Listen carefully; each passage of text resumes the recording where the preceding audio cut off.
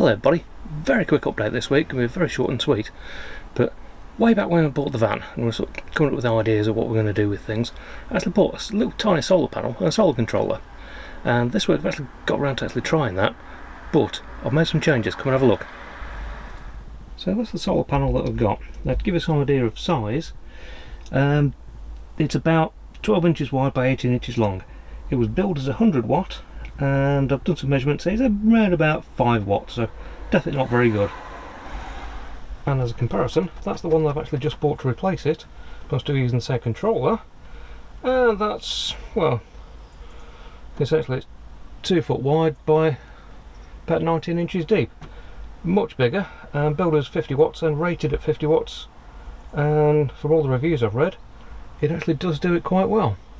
So, not going for a permanent install, but I want something that, if we stood for say a couple of days with everything running, not running the engine, it gives us something to keep the battery topped up. So I'll show you what I'm doing with the controller.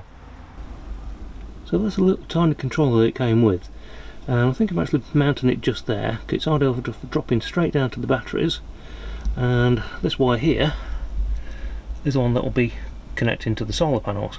But like I say, it'll not be a permanent install, it's something we can just drop up onto the roof with a magnet if we need it. So I think that should be an ideal position there, and it gives us an extra couple of USB ports on this top as well, which is always handy. So if you look down there now, you've got 2 wires attached, which goes straight through that wire, up out the way of the fridge, and into the charge controller. So that should work fine. So with everything plugged in, you can see the battery float at the moment is around 12.1, 12.2.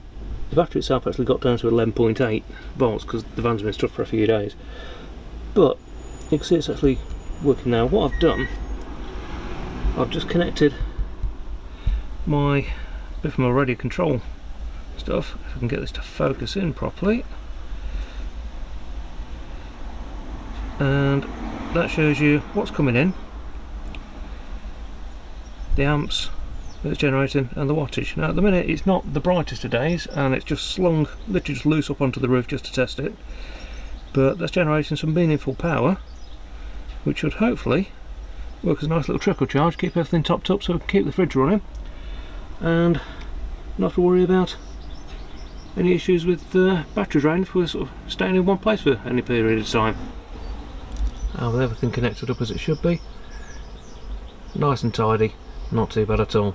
The cable literally disappears behind the curtain there, and there's a coil of it that's sort of down below. It just runs up through a slightly cracked window on the van and then onto the roof. And these are the magnets that are actually holding the panel onto the roof. They're very, very strong rare earth magnets, so literally one in each corner. It just holds everything down, but it does give us the option that if we want to, we can actually not have the panel on the roof. If we wanted to, we could actually attach it to the side of the van wherever the sun's shining. So it gives us loads of options. Like I say, I've got 10 foot of cable on the solar panel, so it gives us quite a few options to play with. But yeah, I think that will work quite well. So there you go, very quick, short and sweet update as to what I've done with the solar charger on the van. Now there'll be people out there screaming that I'm not using the right cable or wrong specifications, stuff like that. This is literally a portable install that we can use just to top things up if need be. The spec on the cable and all the connectors are well within what we'd actually be getting from that panel, so not a problem on that side. Like I said, did a bit of research beforehand just to make sure that everything was in the right sort of order. So yeah, it's all good, not a problem at all. And like I said, it just gives that little bit of extra sort of power if we are sort of parked up for any length of time where we're not going to be using the engine to charge the battery very much. Like I said, just get a little bit of charge in there and help things along a bit. Possibly not going to get a video out next week. Might end up being sort of in the week that comes out, because we're actually at Fairford for the International Air Tattoo next weekend. So it's going to be sort of no time to actually do any editing or stuff like that, I wouldn't have thought. But yeah, I'll take you with us anyway, because we're doing a couple of park ups on that weekend, so take you down there, sort of show you around. But hopefully it's been something, been useful to you, just to see how just temporarily sort of patch things in and got everything working essentially. But definitely it's not something that we intended to keep going with the solar, but I think it'll work fine. But yeah, we'll see how it goes. Watch this space. But as always, thanks for watching, and we'll see you again on the next one. Take care.